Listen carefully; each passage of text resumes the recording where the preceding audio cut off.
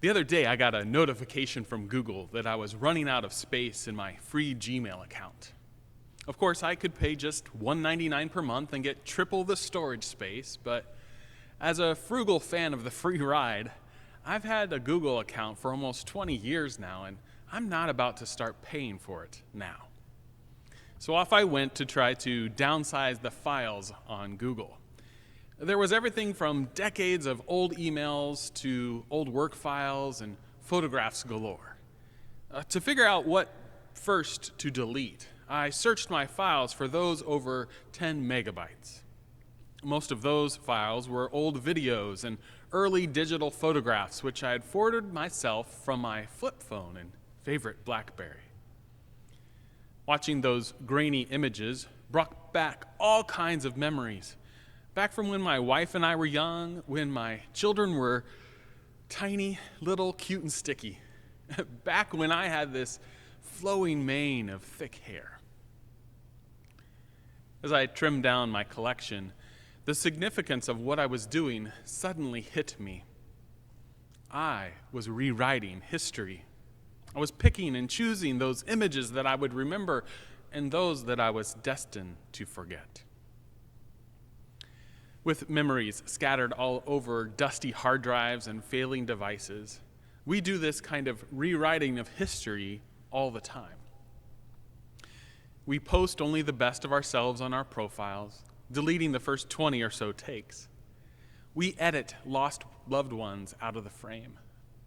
We curate our lives in such a way that it looks more perfect and beautiful than it really is. Now, there's no blame in this observation. This is just how human beings are. The good old days grow more golden with each passing hour. Still, one of the things that I love about the Bible is how the authors of the Bible are much more honest with their retelling of history. Now, I'm not naive enough to think that they told the whole story without bias or prejudice. So if we really want to know the whole story, we're going to have to wait for God to sum it all up.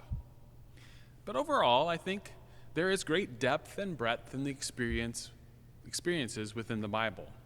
In fact, I think there's more than we expect.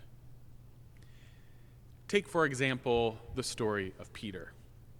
Within 5 verses of the Gospel of Mark, we have 2 very different snapshots of Peter's life.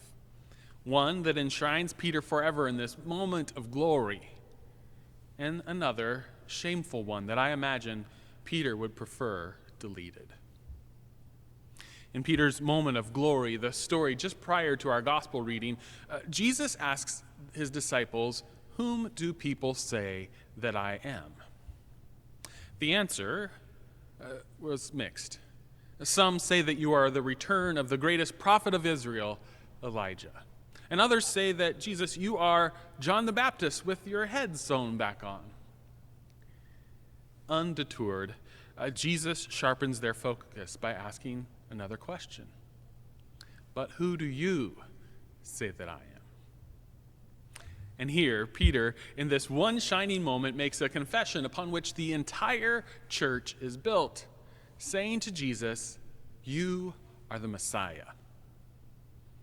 Now, if Mark were making a movie of this moment, this scene would include a dramatic close-up of Peter at the height of his wisdom and insight, accompanied by a glorious swell of beautiful orchestra music.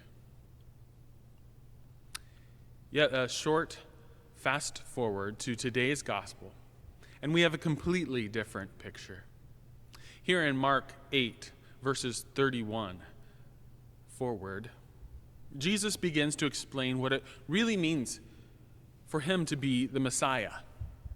He mentions just a few of the highlights. There will be suffering, rejection, and death. Now, of course, he also mentions that just 3 days after his death, he'll come back to life again, but Peter cannot get over that first part about suffering, rejection, and death.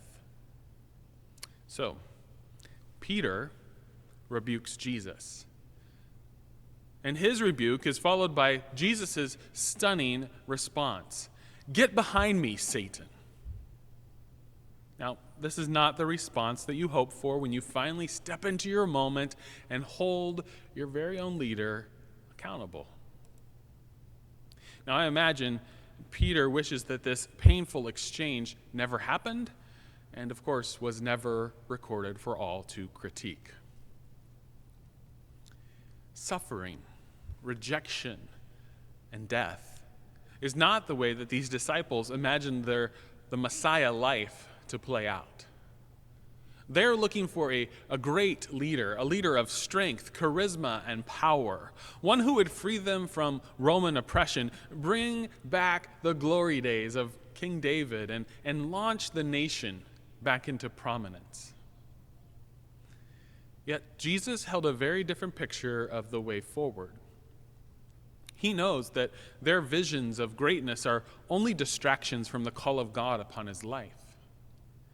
Jesus receives Peter's rebuke, not as a misguided notion of a man set on comfort and convenience, but rather as a sinister temptation from none other than God's greatest adversary, Satan himself.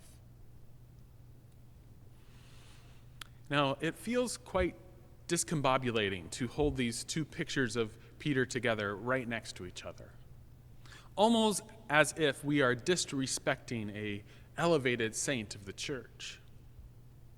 And we could join in the whitewashing trend of history and discount Peter's faults and promote his fame, but that not only does a disservice to the text, it sets us up for failure in our own faith lives.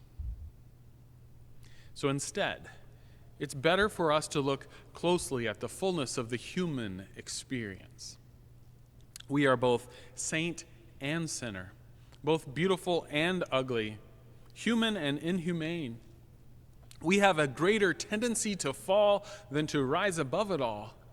And it is in the highs and lows of life that we create such a rich tapestry for all to see. The fullness of the human experience is displayed throughout the biblical story. Take Noah, for example.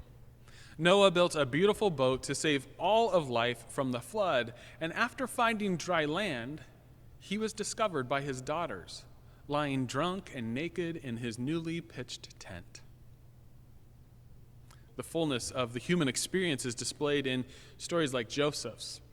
Joseph's rise from the dungeon to Pharaoh's right hand, leading his people out of famine in Israel, only to entangle them in generations of slavery in Egypt. The Bible tells the story of Rahab, who worked in the sex industry and told a big lie and saved the Israelite spies. And that lie led to her adoption into the Israelite clan, and she became so integrated into the family line that she gets special mention in the genealogy of Jesus. These messy stories are our stories because they tell a deeper truth about the complexity of human nature. Perhaps this is why Jesus instructs his disciples to pick up their crosses and to follow him. He's encouraging them to never hide nor be embarrassed of those scars or those symbols that remind us of our greatest triumphs and greatest shame. Now, maybe we don't fully comprehend Jesus' analogy about the cross because crosses, they're distant from our perspective. We see a cross as a decoration which we center our church around, or jewelry that adorns our necks. Yet the cross is a symbol of Jesus' greatest triumph and shame. The shameful reality was fully understood by the disciples who first heard Jesus. For them, the cross was a reminder of their powerlessness, their vulnerability. A painfully dark symbol that served as a weighty reminder that they were being dominated by a foreign military force. Their oppressors were so hostile, so brutal, that they hung any dissenters out to die in public, nailed their hands, their feet to a wooden beam, left to bake to death in the hot desert sun. Yet, with this knowledge fully ingrained in the disciples' mind, Jesus instructs them to carry their cross and to follow him. What a strange request on the front side of resurrection. Still, Jesus is teaching them something important. He's teaching them to prepare for suffering, for rejection, and for death, saying that there is a profit, there's a gain in embracing the fullness of life. He knew of our human tendency to want to delete those bad moments from the hard drive. Yet Jesus calls us to face our reality and to make a choice. In the face of all that is life, are we going to hold tightly to whatever we can get to try to cover up those rough spots? Or are we going to hold loosely to whatever we deem ours and willingly follow Jesus, giving our lives away each step of the way? The great paradox of the Christian faith, or of the way of Jesus, is that we find the meaning of our lives, that sense that we are finally living, not when we desperately try to make ourselves feel better, but rather when we choose to follow Jesus and give our lives away. This call to self-sacrifice is jarring to our self-centered ways, so much so that, well, no wonder the cross of Jesus was such a lonely place at first. Few followed Jesus all the way to the cross.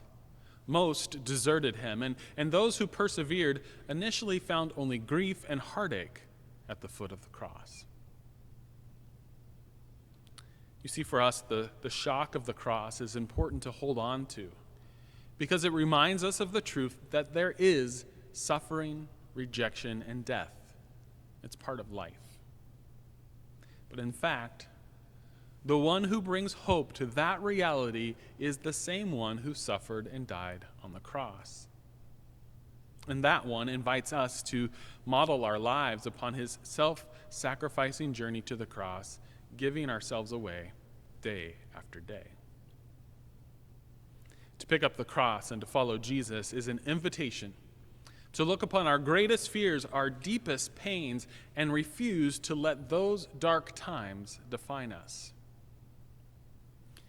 When we do that, we make more room for life, not by deleting those less beautiful and downright ugly experiences, but by allowing God to redeem them, to turn them into hopeful symbols that remind us that our God can overcome even our darkest hour. So when we choose to pick up our cross and follow Jesus, we discover who we really are. Precious, beloved children of God who can overcome anything when we invite God to carry us through. Amen.